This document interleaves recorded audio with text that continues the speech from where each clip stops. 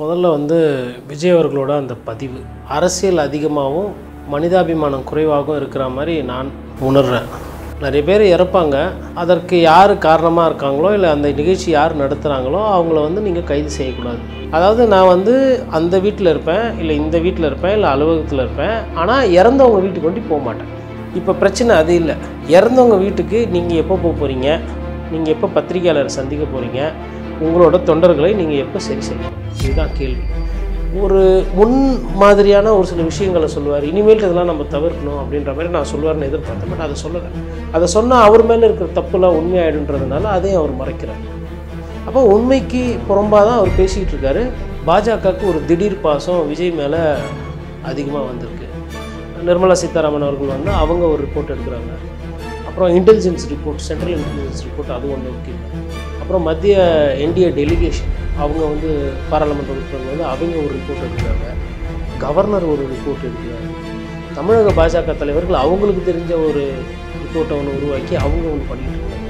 இப்போ இது எல்லா தரவுகள் எல்லா டீட்டெயில்ஸும் யார் டேபிளில் இருக்கும்? அமித்ஷாவோட டேபிளில் இருக்கும். ஏன்னா சட்டம் தன் கடமையை செய்யணுன்னா இந்த நேரம் நடிகர் சார் நேரத்துக்கு கைது செஞ்சு ஏதோ ஒரு காரணத்துக்காக ஸ்டாலின் அவர்கள் தயங்கிருக்கார். பட் எல்லார் வாயிலையும் ஒரு விஷயம் என்ன இப்போ பேசு பொருளாக இருக்குன்னா, இதே ஜெயலலிதா கண்டு இருந்திருந்தாங்கன்னா விஜயோட நிலைமை என்ன, விஜய் எங்கே இருந்திருப்பார் அப்படின்றது. நல்ல வேளை அம்மையார் ஜெயலலிதா இப்போ இல்லை. அது விஜய் அவர்களுக்கு உண்மையிலே நல்ல நேரம். பங்களாதேஷ் கூப்பிட்றீங்க, பாகிஸ்தான் மாதிரி வரணுன்றீங்க, நேபாளில் என்ன நடந்ததுன்றீங்க. என்ன நினைக்கிறீங்க நீங்கள்? உங்கள் அண்ணன் யார்? பிரதமரா, முதலமைச்சரா, இல்லை குறைந்தபட்சம் கவுன்சிலருக்கு நின்னாரா? எங்கண்ணா இந்த வாட்டி அவர் எனக்கு ஒரு ஆசை, கரூரை பற்றி அவ்வளோ சந்தேகப்பட்டு பேச. அதனால் விஜய் சார் கரூரில் செந்தில் பாலாஜி எதிர்த்து நிற்கணுன்றது என்னோடய ஆசை. லிபர்டி தமிழ் நேயர்களுக்கு வணக்கம். இன்றைய நேர்காணலில் நாம் சந்திக்க இருப்பவர் பத்திரிகையாளர் கோட்டீஸ்வரன் அவர்கள். வணக்கம் சார். நேயர்களுக்கு வணக்கம். தவிக கட்சித் தலைவர் அந்த கரூர் துயர சம்பவத்துக்கு பிறகு நேற்று ஒரு வீடியோ வெளியிட்டிருந்தார். நடக்கக்கூடாதது நடந்துருச்சு, இந்த சம்பவத்துக்கு யார் காரணம், இதுக்கு பின்னாடி ஒரு சதி இருக்குது அப்படிங்கிறாரு. நான் பல்வேறு மாவட்டங்களுக்கு போயிருக்கேன், இங்கே மட்டும் எப்படி நடந்துச்சு அப்படின்னு சொல்லிலாம் பல்வேறு கேள்விகள் எழுப்புறாரு. அது மட்டும் இல்லை, சிஎம் சார் உங்களுக்கு பழி வாங்கணும் அப்படின்னா என்ன பழி வாங்க, நான் வீட்டில் தான் இருப்பேன், அலுவலகத்தில் இருப்பேன், என் தொண்டர்களை விட்டுருங்க அப்படின்னு சொல்கிறாரு. இன்னொரு புறம் அரசு சார்பில் அங்கே என்ன நடந்தது அப்படின்னு வீடியோ ஆதாரங்களோடு வெளியிடுறாங்க. எப்படி கூட்ட நெரிசல் ஏற்பட்டது, எப்படி கரண்ட்டு எந்த இடத்துல கட் ஆச்சுன்னு சொல்லி அவங்க ஆதாரத்தோடு வெளியிடுறாங்க. இது இந்த பிரச்சனை அடுத்த கட்டமாக எப்படி போகும் அப்படின்னு பார்க்குறீங்க? ஒரு நீண்ட கேள்வி கேட்டிருக்கீங்க. முதல்ல விஜய் அவர்களோட அந்த பதிவு, அந்த பதிவில் அரசியல் அதிகமாகவும் மனிதாபிமானம் குறைவாகவும் இருக்கிற மாதிரி நான் உணர்றேன். ஏன்னா பழி வாங்கிறதுனா என்ன பழி வாங்குங்க அப்படின்ற மாதிரி. இப்போது என்ன சொல்ல வர்றாரு விஜய் அவர்கள்னால், நிறைய பேர் இறப்பாங்க. அதற்கு யார் காரணமாக இருக்காங்களோ இல்லை அந்த நிகழ்ச்சி யார் நடத்துகிறாங்களோ அவங்கள நீங்கள் கைது செய்யக்கூடாது அப்படின்றதா அதனுடைய பொருள். என்ன வேணால் கைது செஞ்சுக்கோங்க, அவங்கள விட்டுருங்க அப்படின்னு சொல்லி அதை அரசியல் மயப்படுத்துகிறாரு. உதாரணத்துக்கு இப்போ ஒரு கட்டடம் ஒன்று கட்டுறாங்க. இந்த கட்டடம் கட்டும்போது என்ன ஆகுதுன்னா, அங்கே இருக்கிற அந்த சாரம் இல்லை அங்கே இருக்கக்கூடிய அந்த இரும்பெல்லாம் விலகி இந்த கட்டடம் உடஞ்சி விழுந்து அதில் வேலை செய்கிறவங்க இறக்குறாங்கன்னு வச்சுக்கோங்களேன். என்ன நடக்குது, சட்டப்படி நடைமுறையில் என்ன இருக்குன்னா, அந்த சைட்டினுடைய சூப்பர்வைசர், அந்த சைட்டினுடைய ஓனர், இந்த சைட்டில் யார் இந்த அன்றைக்கி டியூட்டியில் இருந்தாங்க, யார் மேஸ்திரி, யார் சூப்பர்வைஸ் பண்ணாங்களோ அவங்க மீதெல்லாம் வழக்கு பதியப்படும். வழக்கு பதியப்பட்டுட்டு அன்னைக்கு அந்த அசம்பாவிதத்துக்கு யார் பொறுப்பெடுத்திருக்கோம் அதே கல்பபிள் ஹோமிசைடு அங்கேயே வரும். அதாவது டெத் பை நெக்லிஜென்ட் என்று ஆங்கிலத்தில் சொல்லுவாங்க. அதாவது அவங்க சாகணும் அப்படின்னு நான் பண்ணலை, என்னோட கவனக்குறைவால் அவங்க இறந்து போயிட்டாங்க. அந்த சட்டத்தினுடைய விதி அதான். இப்போது குடித்து விட்டு ஓட்டுறதும் முன்னாடி இதே போல இருந்தது. அதை என்ன பண்ணிட்டாங்கன்னா, டெத்து பை நெக்லிஜென்ட் கிடையாது, நீ தெரிந்தே தான் மது குடித்தால் உனக்கு கண்ணு மறைக்கும், போதையில் நீ தெரியாமல் பண்ணுன்னு சொல்ல முடியாது, நீ தெரிஞ்சே தான் பண்ணுன்னு சொல்லிட்டு அந்த சட்டத்தை மாற்றினாங்க. அது 304A அப்படின்னு எடுத்துகிட்டு போகிறோம். அப்போது இந்த விஷயத்தை பொறுத்தவரையிலும் கவனக்குறைவாலேயும் அவர்களோட செயல் அஜாக்கிரத்தினால தான் இந்த இறப்பு நடந்திருக்குன்னு சொல்லிட்டு வழக்கு பதியப்பட்டு எல்லாத்துக்கும் நான் சொன்ன பாருங்கள், ஒரு பில்டிங் கொலாப்ஸ் ஆகி விழுந்ததுன்னு, இல்லை ஒரு பிரிட்ஜு கட்டுற பிரிட்ஜு ஒன்று கொலாப்ஸ் ஆகி விழுதுனாலும் இதே செக்ஷனில் தான் வழக்கு பதியப்படுவோம். எங்கள் மேலே எந்த தப்புமே இல்லைன்னு தானே வீடியோவில் சொல்கிறாரு. சட்டத்துக்கு முன்னாடி நீங்கள் சொல்லிக்கோங்க. கோர்ட்டில் ஜட்ஜி கேட்பார், உங்கள் மேலே தப்பு இருக்கா இல்லையா, ஏன் லேட்டாக வந்தீங்க, ஏன் 10,000 பேர்னு கம்மியாக சொன்னீங்கன்னா நீதிமன்றத்தில் கேள்விப்பாங்க. அப்போ நீதிமன்றத்தில் இதற்கு உண்டான பதிலாக உங்கள் வழக்கறிஞர் மீது சொன்னீங்கன்னா அப்போது உண்மைகள் வெளியே வரும். நம்ம அதுக்குள்ளே போகல. ஆனால் இவர் அரசியல் படுத்தியிருக்கார், அது ஒன்று. அதாவது நான் வந்து அந்த வீட்டில் இருப்பேன், இல்லை இந்த வீட்டில் இருப்பேன், இல்லை அலுவலகத்தில் இருப்பேன், ஆனால் இறந்தவங்க வீட்டுக்கு கொண்டு போக மாட்டேன். அது ரெண்டாவது நான் புரிஞ்சுக்கிறது. எல்லா இடமும் இருப்பேன், நீங்கள் எதாக இருந்தாலும் நான் இங்கே தான் இருக்கேன், நான் ஓடலை ஒளியில். இப்போ பிரச்சனை அது இல்லை.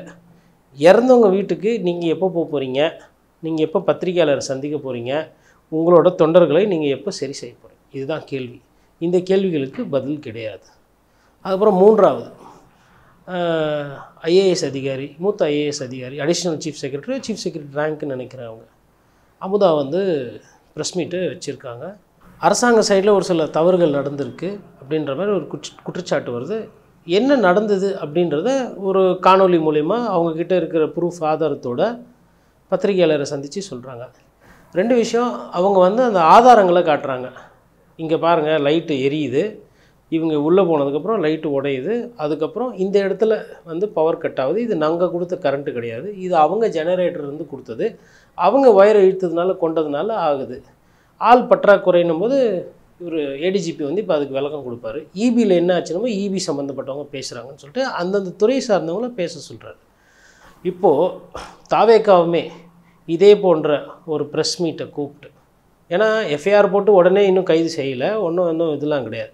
மறுநாளே எல்லாரையும் அந்த நிர்வாகிகளை வந்து ஆதவ அர்ஜுனாவை இவங்க பக்கத்தில் உட்கார வச்சு, விஜய் உட்காந்து, புஷி ஆனந்தை உட்கார வச்சு, அந்த சைடில் வந்துட்டு அந்த நிகழ்ச்சி ஏற்பாடு பண்ண நிர்மல்குமார், அப்புறம் மாவட்ட செயலர்லாம் உட்கார வச்சு, இப்போ என்ன நடந்தது நீங்கள் பத்திரிகையாளர்கிட்ட சொல்லுவோம். இப்படி இவருமே ஒரு பத்திரிகையாளர் சந்திப்பு நடத்திருக்கலாம்ல, சட்டத்தில் அதுக்கு இடம் இருக்குல்ல. ஆனால் அதெல்லாம் எதுவும் பண்ணலை. அப்போது ஒரு ஒரு ஒரு விஷமத்தனமான ஒரு தேரியை வந்து நீங்கள் பரப்பி விடுறதுல காட்டுற அந்த ஒரு வேகம், அந்த ஒரு ஈர்ப்பு, சம்பவத்தில் என்ன நடந்தது, உங்கள் மேலே எதனா தப்பு இருக்கா, இல்லை உங்களை எதனா கேள்வி கேட்க போட்டுறாங்கன்னு சொல்லி பயந்துக்கிட்டு தானே நீங்கள் வந்து உங்களுக்கு என்ன தோணுதோ அந்த கருத்தை ஒண்டி சொல்கிறீங்க. இல்லை, ஒரே வார்த்தையில் சதின்னு முடிக்கிறாங்கல்ல, ஏதோ சதி இருக்குது. சரி, சதிக்கு பின்னாடியே நீங்களும் இருக்கக்கூடாது. நான் ஒரு பத்திரிகையாளராக நான் உங்களை சந்தேகப்படலாம்ல. நான் சரி பத்திரிகையாளர்னா ரெண்டு பேருமே நான் சந்தேகப்படுறேன். திமுகவையும் நான் சந்தேகப்படுறேன், தாவேக்காவையும் சந்தேகப்படுறேன். இல்லை, டைரெக்டாகவே சிஎம்ஏ சொல்கிறாரு, பழி வாங்கணும்னா என்ன பழி வாங்குங்க தொண்டர்கள். அதுதாங்க விஜய் அவர்கள் வந்து இந்த பிரச்சனையுடைய சீரியஸ்னஸ் தெரியாமல் இதை வந்து அரசியல் பண்ணிக்கிட்டு இருக்காரு. இது வந்து மக்கள் மேலே ஒரு தவறு இருக்குங்க. மக்கள் வந்து அவங்களுக்கு அந்த விழிப்புணர்வு என்பது இல்லாமல் ஒரு அரசியல் கூட்டமோ இல்லை வந்து ஒரு நடிகர் கூட்டமோ அதுக்கு பின்னாடி எந்த அளவு போனோம், எவ்வளோ போனோம், உயிருக்கு ஆபத்தாக வர சூழ்நிலையிலலாம் போய் ஒரு கூட்டத்தை அட்டன் பண்ணுறது மாதிரி ஒரு உச்சக்கட்ட பைத்தியக்காரத்தனம் என்ன காரணம் இருந்தாலும் பண்ண முடியாது. நான் நீங்கள் மசூதிக்கு போகிறீங்க, இல்லை ஒரு கோயிலுக்கு போகிறீங்க, இல்லை ஒரு திருச்சபைக்கு போகிறீங்க, தேவாலயத்துக்கு போகிறீங்க, கூட்டம் எல்லை மீறி இருக்குன்னா உங்கள் உயிருக்கே ஆபத்து வருதுன்னா அந்த நேரத்தில் வந்து அங்கே சாமி கும்பிட்றது சிறப்பான ஒரு முடிவாக இருக்காது. வந்துடணும், உயிருக்கு மிஞ்சி தான் மற்ற எல்லாமே அப்படின்ற அந்த புரிதல், அந்த தெளிவு கூட எடுக்க முடியாத ஒரு பாவமான ஒரு மக்கள்.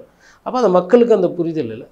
ரெண்டாவது, விஜய் அவர்கள் வந்து தன்னோட தொண்டர்களுக்கோ இல்லை இதெல்லாம் நடக்கிறதுக்கு காரணமாக இருந்த அந்த விஷயங்களுக்கெல்லாம் வந்து ஒரு முன் மாதிரியான ஒரு சில விஷயங்களை சொல்லுவார். இனிமேல் இதெல்லாம் நம்ம தவிர்க்கணும் அப்படின்ற மாதிரி நான் சொல்லுவார்னு எதிர்பார்த்தேன். பட் அதை சொல்லலை. அதை சொன்னால் அவர் மேலே இருக்கிற தப்புலாம் உண்மையாயிடுன்றதுனால அதையும் அவர் மறைக்கிறார். அப்போ உண்மைக்கு புறம்பாக தான் அவர் பேசிகிட்டு இருக்காரு. அவர் பேசுகிற அந்த விடயங்களை வந்து அவரை சார்ந்தவர்கள், அவர் கட்சிக்காரர்கள் என்ன நம்புகிறாங்கன்னா இதெல்லாம் உண்மைதான் அப்படின்னு கொஞ்சம் கூட, அதாவதுங்க சிந்திக்காமல் அப்படியே ஒரு விஷயத்தை நம்புறதுன்னு சொல்லுவாங்க இல்லைங்களா, அதை அவங்க பண்ணிகிட்டு இருக்காங்க. சரி, அதை அவங்க பண்ணட்டும். இந்த இரங்கல் வந்து ஒரு 3 நாள் கழித்து வருது கிட்டத்தட்ட.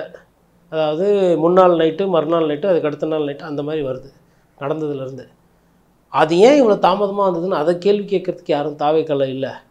எதனால் விஜய் அவர்கள் அங்கே போய் பார்க்கல, எதனால் தொண்டர்கள் பக்கத்தில், பாதிக்கப்பட்ட தொண்டர்கள் பக்கத்தில் தாவேக்கல்ல விஜய் ஒண்டி இல்லை, புஷி ஆனந்தோ இல்லை கைது செய்யப்பட்ட மாவட்ட செயலரோ யாருமே போய் பார்க்கல, ஆதவ அர்ஜுனர் போன்றவர் போய் பார்க்கலன்னு அதெல்லாம் யாருமே கேள்வி கேட்கல. இது நியாயமான கேள்வி தானே. இது தாவேக்காலையும் இருக்கிறவங்க, அந்த நடுநிலையாக இருக்கிறவங்க, மனசாட்சி இருக்கிறவங்க கேட்கலாம்ல. ஏன்னா இப்போ நம்ம வீட்டில் ஒரு சாவு விழுந்துச்சு அப்படின்னா பொதுவாக கட்சிக்காரங்க என்ன பண்ணுவாங்கன்னா அந்த ஏரியாவில் இருக்கிற எம்எல்ஏவோ மாவட்ட செயலரோ வரலன்னா நாளைக்கு எங்கன்னா வெளியில் பார்க்கும்போது ஏன் எங்கள் வீட்டு சாவுக்கு வரல சொல்லி அமிச்சனே, இல்லைப்பா தெரியாது, அவங்க ஏதோ ஒரு கதை சொல்லுவாங்க, அது வேறு. எதுக்குன்னா இதெல்லாம் சமுதாயத்தில் இருக்கிற ஒரு விஷயம். அந்த சமுதாயத்தில் இருக்கிற ஒரு மரபை கூட அவரால் கடைபிடிக்க முடியல. அப்படி ஒரு தலைவராக இருக்கிறார் அவர். அதெல்லாம் மறைச்சிட்டு இதை வந்து அரசியலாக வந்து மாற்றுறதுக்கு உண்டான வேலையை, இதை வந்து ஒரு சதி, இது வந்து ஒரு கான்ஸ்பிரசின்னு சொல்லிட்டு அவங்க ஒரு தியரி, அவங்க ஒரு சிஸ்டம் சொல்கிறாங்க. நீதிமன்றத்துக்கு முன்னாடி ரெண்டுமே இருக்குது. இதில் எது சரி, எதில் வந்து எவிடன்ஸ் இருக்குது அப்படின்றது ஒரு விஷயம். இதில் இன்னொரு விஷயம் கூர்ந்து கவனிக்க வேண்டியது என்னென்னா, விஜய் அவர்களோட குடுமி கிட்டத்தட்ட பாஜக கிட்ட மாட்டிக்கிச்சு. இல்லை, அதுவும் ஒரு விமர்சனம் வருது. இப்போ திருமாவளவன் உள்ளிட்ட தலைவர்கள் என்ன சொல்கிறாங்கன்னா, ஒரு குறைந்தபட்ச அரசியல் நேர்மை விஜய்கிட்ட இல்லை, அவரை காப்பாற்ற சங் பரிவார் கூட்டம் ரெடியாக இருக்குன்னு சொல்கிறாங்க. அதுபோல் இப்போ குருமூர்த்தி சந்திப்புன்னு சொன்னாங்க. இப்போ பாஜக உண்மை அறியும் குழு வந்துட்டு முழுக்க இது அரசாங்கத்தின் மீதான தவறுன்னு சொல்கிறாங்க. இதுவும் ஒரு சந்தேகத்தை ஏற்படும். திருமாவளவன் வந்து இன்னும் கொஞ்சம் தாக்கி பேச வேண்டிய ஒரு சூழ்நிலை. காரணம் என்னென்னா, நிறைய இளைஞர்கள் இறந்து போனவங்க, விளிம்பு நிலையில் இருக்கிறவங்க, பட்டியலினத்தை சார்ந்தவங்க, அவங்க தாவேக்காவோட தொண்டர்களாவோ இல்லை ஃபாலோவர்ஸாக இருந்தாலும் திருமாவளவன் அவர்களுக்கு இது போன்ற விளிம்பு நிலையில் இருக்கிறவங்கள தூக்கி விடுற அவர் அதை நம்புகிறார். அவங்களுக்கு உண்டான ஒரு தலைவர் நான், என் மக்கள் ரொம்ப கீழே இருக்காங்க, அவங்கள நான் தூக்கணும், அவங்கள வந்து வாழ்க்கையில் வந்து மேம்படுத்தணுன்ற அந்த உணர்வு அவருக்கு இருக்கிற மாதிரி தான் நான் நம்புகிறேன். அப்படி இருக்கும்போது இந்த விஷயத்தில் வந்து திருமாவளவன் அவர்கள் கொஞ்சம் இறங்கி அடிக்கணும். அவர் வந்து ஏதோ வந்து மேம்போக்காக கொஞ்சம் அண்ணன் வந்து மேபி விஜய் அவரோட மனசு கஷ்டப்படக்கூடாதுன்றதுனால அப்படி மெல்லினமாக பேசுகிறாரா என்னன்னு தெரியல. அது ஒன்று. ரெண்டாவது வந்து பாஜகவுக்கு ஒரு திடீர் பாசம் விஜய் மேலே அதிகமாக வந்திருக்கு. நிர்மலா சீதாராமன் அவர்கள் வந்து அவங்க ஒரு ரிப்போர்ட் எடுக்கிறாங்க. அப்புறம் intelligence report, central intelligence report அது ஒன்று இருக்குங்க. அப்புறம் மத்திய என்டிஏ டெலிகேஷன் அவங்க வந்து பாராளுமன்ற உறுப்பினர்கள் வந்து அவங்க ஒரு ரிப்போர்ட் எடுக்கிறாங்க. கவர்னர் ஒரு ரிப்போர்ட் எடுக்கிறாரு. தமிழக பாஜக தலைவர்கள் அவங்களுக்கு தெரிஞ்ச ஒரு ரிப்போர்ட்டை ஒன்று உருவாக்கி அவங்க ஒன்று பண்ணிக்கிட்டு இருக்காங்க. இப்போ இது எல்லா தரவுகள், எல்லா டீட்டெயில்ஸும் யார் டேபிளில் இருக்கும்? அமித்ஷாவோட டேபிளில் இருக்கும். நாளை பின்ன வந்து திடீர்னு வந்து விஜய் வந்து மறுபடியும் பழைய ஞாபகத்தில் இந்த விஷயங்கள்லாம் நடக்கிறதுக்கு முன்னாடி பேசின மாதிரி பாசிச பாஜக, மோடி, அமித்ஷா அப்படின்னு எதனா பேசிட்டாருன்னா சிக்கல் அவருக்கு. ஏன்னா சட்டம் தன் கடமையை செய்யணுன்னா இந்த நேரம் வந்து நடிகர் சார் வந்து இந்நேரத்துக்கு கைது செஞ்சுருக்கணும். ஏதோ ஒரு காரணத்துக்காக ஸ்டாலின் அவர்கள் தயங்குகிறார். அது ஏன், எதுக்கு? மேபி சட்ட ஒழுங்கு பிரச்சனை பெருசாகும், இல்லை திமுகவுக்கு எது பின்னடைவாக போயிடுமா, அரசியல் ரீதியாக அதனால் பாதிப்பு வருமா, இல்லை சரி நடந்து போச்சு இனி வாழ்ட்டாச்சு திருந்துவாங்க அப்படின்ட்டுன்னு இது காவல்துறைக்கு விட்டுட்டு நம்ம அதை வேடிக்கை பார்ப்போம், நம்ம இதில் போய் எதுவும் பண்ண வேண்டாம், அரசியல் நம்ம அரசு பண்ணுவோம், இது சட்ட ரீதியான சிக்கல் அப்படி எதுனா நினைக்கிறாரா அப்படின்னாங்க. பட் எல்லார் வாயிலையும் ஒரு விஷயம் என்ன இப்போ பேசு பொருளாக இருக்குன்னா, இதே ஜெயலலிதா கண்டு இருந்திருந்தாங்கன்னா விஜயோட நிலைமை என்ன, விஜய் எங்கே இருந்திருப்பார் அப்படின்றது சமூக வலைத்தளங்களில் அதிகமாக பேசப்படுது. அம்மையார் ஜெயலலிதா இந்த நேரம் இருந்திருக்கணும், அவங்க முதலமைச்சராக இருந்து இந்த மாதிரி ஏதோ ஒன்று ஆயிருந்ததுன்னா இன்னும் ஆயிருக்கும் அப்படின்றத கேட்குறாங்க. சொல்கிறாங்க சங்கராச்சாரியர் அரெஸ்ட் ஆனார், வைகோ அரெஸ்ட் ஆனார், சீமான் அரெஸ்ட் ஆனாங்க, கலைஞரே அரெஸ்ட் ஆனார், இப்போ விஜய் என்ன ஆயிருப்பார், எங்கே இருந்திருப்பார் விஜய் சொல்லிட்டு அந்த மாதிரிலாம் பேசுகிறாங்க. நல்ல வேளை அம்மையார் ஜெயலலிதா இப்போ இல்லை. அது வந்து விஜய் அவர்களுக்கு உண்மையிலே நல்ல நேரம். ஏன்னா அவர் அடிக்கடி ஜெயலலிதான்னு பேசுகிறாங்க, அம்மையாரை கோடிட்டு காட்டுறாங்க. நல்ல வேளை உங்களோட நல்ல நேரம் அம்மையார் ஜெயலலிதா இல்லை. அது ஒன்று. மற்றபடி வந்து விஜய் அவர்களோட அந்த அரசியல் என்பது இனியாவது கொஞ்சம் மாறும் அப்படின்ற ஒரு பார்க்கணும், அது இவர் எப்படி கொண்டு போகிறாருன்றதை பார்க்கணும். இல்லை, இதெல்லாம் பொய் வழக்கு, திட்டமிட்டு பொய் வழக்கு போட்டு தாவேக்காவை முடக்க பார்க்குறதுக்கு தான் இந்த கைது நடவடிக்கைன்னு சொல்கிறாங்க. இப்போ மாவட்ட செயலாளர் கைது, இப்போ புசி ஆனந்த், நிர்மல்குமார் இவங்களை பிடிக்கிறதுக்கு தனிப்படலாம் அமைச்சிருக்கிறாங்க. இது ஒரு திட்டமிட்ட பொய் வழக்கு அப்படின்னு தானே சொல்கிறாங்க. இப்போது ஒரு பொய் வழக்கோ மெய் வழக்கோ உங்கள் மீது வந்து ஒரு எஃப்ஐஆர் போடுறாங்க, குற்றப்பத்திரிகை தாக்கல் செய்கிறாங்க, இல்லை எஃப்ஐஆர் போடுறாங்கன்னு வச்சுக்கோங்க, ஃபஸ்ட் இன்ஃபர்மேஷன் ரிப்போர்ட்டு. நல்ல வழக்கறிஞர்கிட்ட நீங்கள் போனீங்கன்னா என்ன சொல்லுவாங்க, ஒன்றும் இல்லை மேஜிஸ்ட்ரேட் முன்னாடி போய் நம்ம அப்பியர் ஆகிடுவோம், அப்பியர் ஆகிட்டு ரிமாண்டு கேட்டால் ரிமாண்டு, இல்லை ஏபி போடுவாங்க, ஆன்டிசிபேட்டரி பெயில், ரைட்டுங்களா. இவங்க ஏபி மூவ் பண்ணுறாங்க. But at the same time அந்த மேஜிஸ்ட்ரேட் முன்னாடி போயிட்டு அப்பியர் ஆகிற அந்த தைரியம் இருக்கு இல்லைங்களா, தானாக முன் வந்து போய் அப்பியர் ஆகக்கூடிய அந்த தைரியம் வந்து இவர்களுக்கு இல்லை முதல்ல. ரெண்டாவது, ஒரு கட்சி பொறுப்பில் இருக்கவங்க அதிமுகவில் ராஜேந்திர பாலாஜி கொஞ்ச நாள் மிஸ்ஸிங்காக இருந்தார், உங்களுக்கு ஞாபகம் இருக்குங்களா? அப்போது எங்கே போகிறாரு எங்கே வந்தாருலாம் தெரியாமல் மோடி எங்கள் டேடின்லாம் பேசி கொண்டிருந்த காலம் அது. அதற்கு பின்னாடி ஒரு ஒரு ஒரு சட்ட சிக்கலில் மாட்டினோன்னா அவர் சார் வந்து அப்ஸ்காண்டிங் ஆகிட்டார். அப்புறம் எங்கேயோ கேரளாலேயே எங்கேயோ போய் பிடிச்சின்னு வந்தாங்கன்னு நினைக்கிறேன்.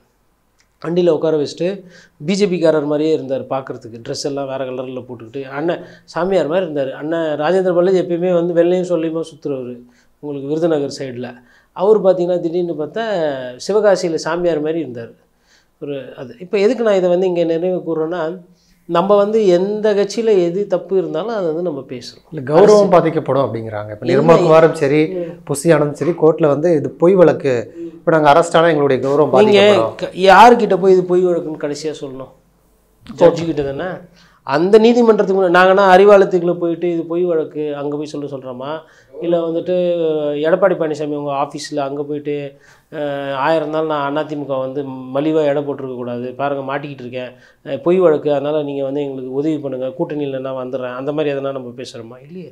நம்ம அரசியல் பேசலை, சட்டத்துக்கு முன்னாடி என்ன நடைமுறையில் இருக்கோ அதை தானே நம்ம கௌரவம் பாதிக்கப்படுங்கிறாங்க. என்ன கௌரவம்? என்றைக்கு வந்து 41 தொண்டர்கள் நீங்கள் பாதுகாக்க தவறிட்டீங்களோ அப்போயே உங்கள் கௌரவம் கொடியில் பறந்து போச்சு.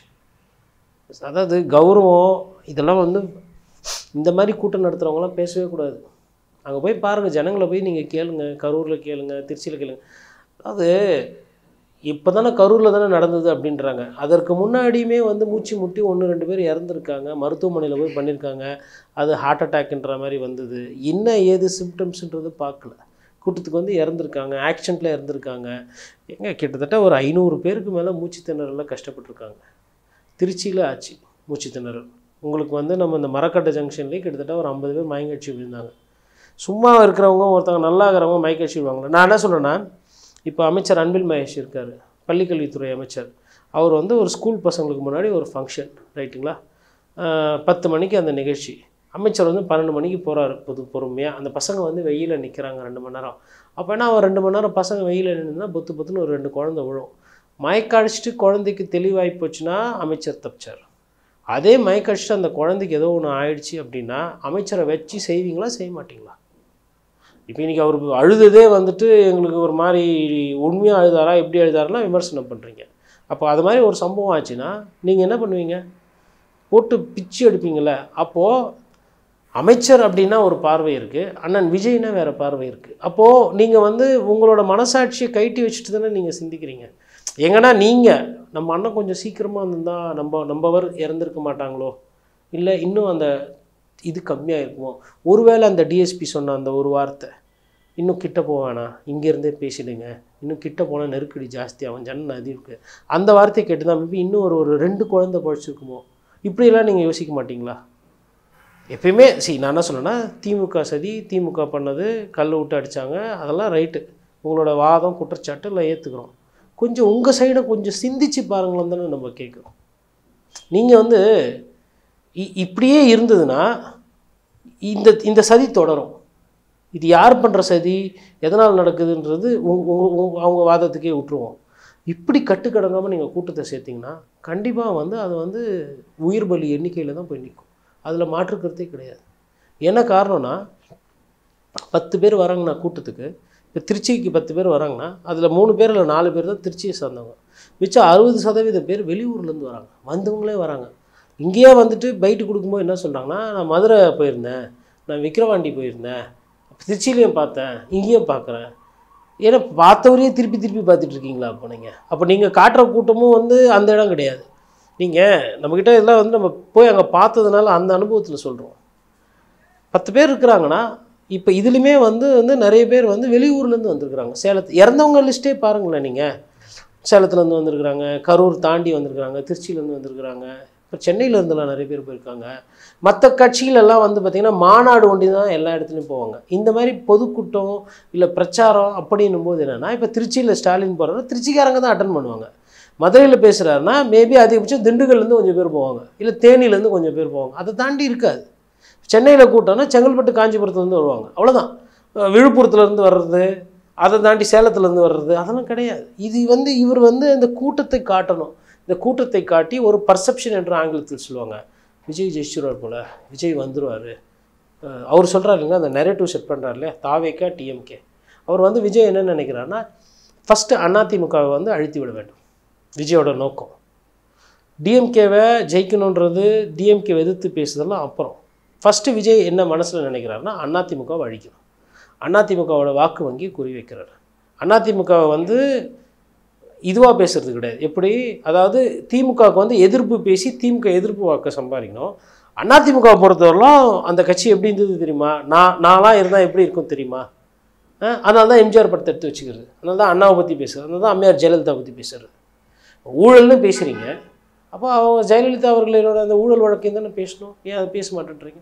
அப்போ எடப்பாடி பழனிசாமி அவர்களையும் வந்து வலிமை இழக்க வைக்கணும். ஏன்னா எடப்பாடி பழனிசாமியை விட்டால் திமுக அதிமுக வந்து திமுக தான் எதிர்கட்சியாக பார்க்குது, திமுகவும் அதிமுக தான் எதிர்கட்சி பெறார். உதயநிதி ஸ்டாலினும் வந்து எடப்பாடி பழனிசாமி அவர்கள் மீது தான் விமர்சனம் வைக்கிறார். இவர் எடப்பாடி பழனிசாமி அவர்களும் உதயநிதி மேலேயோ இல்லை ஸ்டாலின் அவர்கள் மீது தான் குற்றச்சாட்டு. இப்போ நடுவில் வந்து விஜய் வந்து வண்டியை ஓட்டிட்டு வந்துட்டு இதை வந்து அதிமுக வந்து ஆட்டத்தில் சேர்க்காம அப்படி இருட்டு அடிப்பி செய்யணும். திமுகவை எதிர்ப்பு பேசிட்டு ஒன்று எதிர்கட்சி அந்தஸ்துக்கோ இல்லை தேவைப்பட்டால் முதன்மை பொறுப்புக்கே வரணும்னு நினைக்கிறாரு. ஆனால் கள நிலவரம் அது கிடையாது. சைலண்ட்டாக அதிமுக அவங்க வேலையை பார்த்துக்கிட்டு போயிட்டே இருக்காங்க. நாளைக்கு திருப்பி மறுபடியும் தருமபுரியில் அவங்க பிரச்சாரத்தை ஆரம்பிக்கிறாங்க. அவங்க பாண்டு போய் மக்களை பார்க்குறது, மக்களை சந்திக்கிறது, தொண்டர்களை உற்சாகப்படுத்துறது, அவங்க வேலையை அவங்க பார்த்துருக்காங்க. இதில் என்ன பண்ணுறோன்னே தெரியாமல் பண்ணிகிட்டு இருக்கிறது தாவேகா தான். இப்போ தாவேகாவோட அந்த பயணம் என்பது இப்போ நிப்பாட்டி வச்சுருக்கோம். இது எப்போ திரும்பி வரும், இது எப்போ சேரும், இது எப்போ திரும்பி மறுபடியும் பிரச்சாரத்துக்கு போகவும் தெரியாது. ஏன்னா இன்றைக்கி தேதியில் ஸ்டாலின் அவர்கள் வந்து அவர் நினச்சதை அவர் பண்ண முடியும். அதாவது பிரச்சாரத்துக்கு போனோன்னா பிரச்சாரத்துக்கு போவார், இல்லை ஒரு மக்களுக்கு வந்து ஒரு உதவி கொடுக்கணும், ஒரு திட்டம் நடத்தணும் அப்படின்னா ஒரு கொஞ்சம் பேரை கூட்டி அந்த திட்டத்துக்கு இது பண்ணுவார், அவரால் அது முடியும். இல்லை உதயநிதி ஸ்டாலினும் ஒரு டெம்போ ட்ராவல் எடுத்துகிட்டு போய் சுற்றி வர முடியும். அதே மாதிரி எடப்பாடி பழனிசாமி ஆல்ரெடி மக்களை சந்தித்து கொண்டு தான் இருக்கிறாரு, அவரோட பிரச்சாரம் போயிட்டுருக்கு. ஆனால் இவர் விஜயை பொறுத்தவரை இனிமேல்ட்டு அப்படிலாம் பண்ண முடியாது. ஏன்னா 40 பேர் இறந்து போயிட்டாங்க, கோர்ட்டு பார்த்துக்கிட்டு இருக்கு. உங்களோட கூட்டம் எந்த மாதிரியான கூட்டம், அவங்க எப்படி நடந்துக்கிறாங்க எல்லாமே வந்து எவிடன்ஸ் எல்லாம் பதிவாயிருக்கு. அதனால் பெரிய சிக்கலில் வந்து விஜய் மாட்டிக்கிட்டு இருக்காரு. அந்த சிக்கல்லேருந்து அவரை எடுத்து விடணும், அந்த சிக்கல்லேருந்து அவரை காப்பாற்றி விடணுன்றதுக்காக வேண்டி தான் இந்த சூழ்ச்சின்ற அந்த ஒரு பிரச்சாரத்தை தான் அவங்க எடுத்து வைக்கிறாங்கன்னு நான் புரிஞ்சுக்கிறேன். ஆனால் அந்த கைது நடவடிக்கைகள் ரொம்ப அதீதமாக இருக்குன்னு சொல்கிறாங்களே. இப்போ தாவேகா தொண்டர்கள் சமூக வலைதளங்களில் பதிவிட்டாலே கைது அப்படிங்கிறதெல்லாம் ரொம்ப திமுக அராஜகம் அப்படிங்கிறாங்க. தமிழகத்தில் வந்து இதற்கு முன்னாடி வந்து 14-15 வயசு பசங்கள்லாம் வந்து காவல்துறைக்கு ஃபோன் பண்ணி குண்டு இருக்கு, குண்டு வெடியும் அப்படின்னு சொல்லுவாங்க. அதற்கு பேர் வந்து நம்ம வந்து ப்ராங்க் காலுன்னு சொல்லுவோம். அதேமாதிரி ஸ்கூலில் வந்து குண்டு இருக்கு சொல்லி குழந்தைங்க ஃபோன் பண்ணி சொல்லும். என்னென்னா ஸ்கூலில் ஒரு நாள் லீவ் கிடைக்கும் அது அப்படின்னு இப்படி தான் நம்ம பார்த்துருக்கோம். ஆனால் இப்போ என்ன வீடியோ வருதுன்னா, நீங்கள் வந்து எங்கள் அண்ணன் மேலே தொட்டுப்பார், ஸ்டேஷனே வந்து நாங்கள் பிளாஸ்ட் பண்ணிவிடுவோம் அப்படின்றான். அப்புறம் இன்னொரு தம்பி என்ன சொல்கிறான்னா, சீமானண்ணன் அவர்களை பேரை சொல்லி வந்து அது என்ன சூற விட்ருவான்றான். அப்போ என்னடா ஒரு சூரத்தாங்க அப்படி ஒச்சி அப்படி தெறிக்க விட்ற, இப்போ சீமான் வந்து சூற விட்ற ஒரு கதாபாத்திரப்பா. அவர் வந்து இன்றைக்கி 3வது பெரிய கட்சி, உங்களை விட பெரிய கட்சி, 8% ஓட்டு வாங்கியிருக்கு. இடைத்தேர்தலோ பொது தேர்தலோ ஜெயிக்கிறாப்புலே தோக்குறால களத்தில் நிற்கிற ஒரு கட்சியினுடைய தலைவர். ஒரு தலைவரை நீ இப்படி பேசுகிற. அப்புறம் முதல்வர் ஸ்டாலின் அவர்களையே தரக்குறைவாக பேசுகிறீங்க. அதுக்கப்புறம் பத்திரிகையாளர்கள் யாருன்னா பேசினா அவங்கள வண்டியாக கழுவி ஊற்றுறீங்க. அதுக்கப்புறமா ஆபாச வார்த்தைகள்.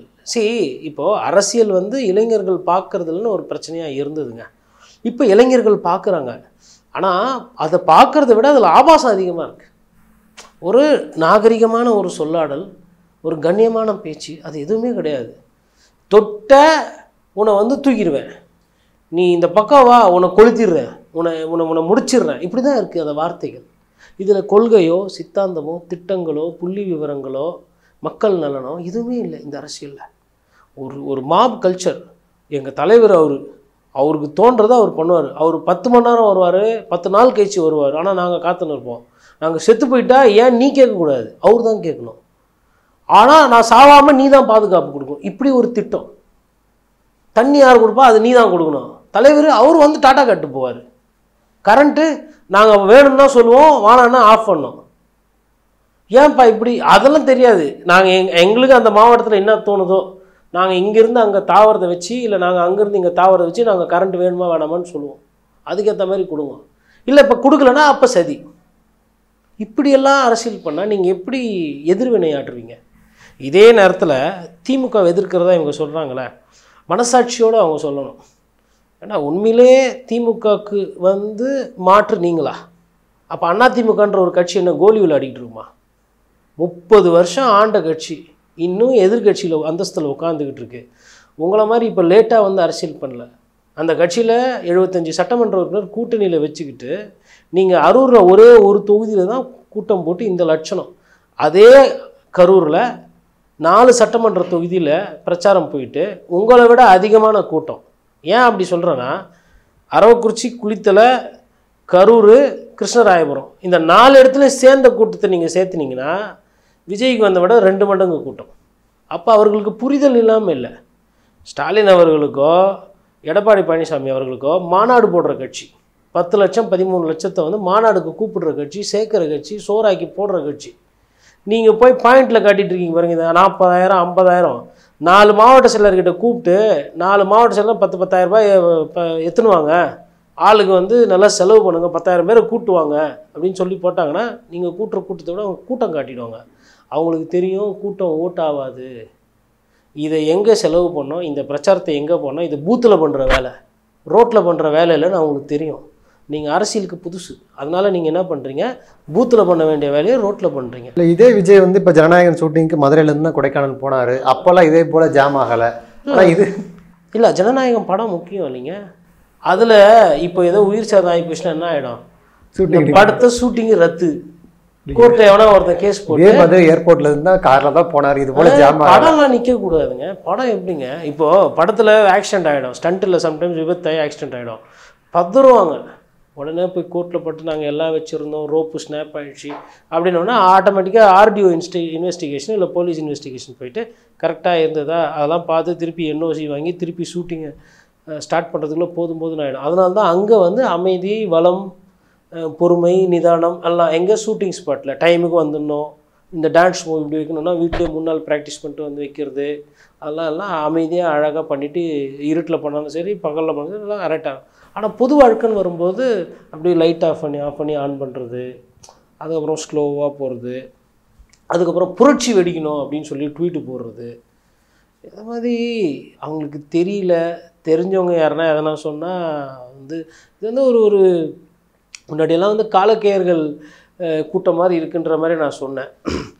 அது நேற்று இவர் பழக்கறிப்பனோட அவரோட ஒரு வீடியோ பார்த்தேன். அவரோட சொல்லாடல் கொஞ்சம் ரொம்ப கண்ணியமான வார்த்தைகள் இருக்கும்.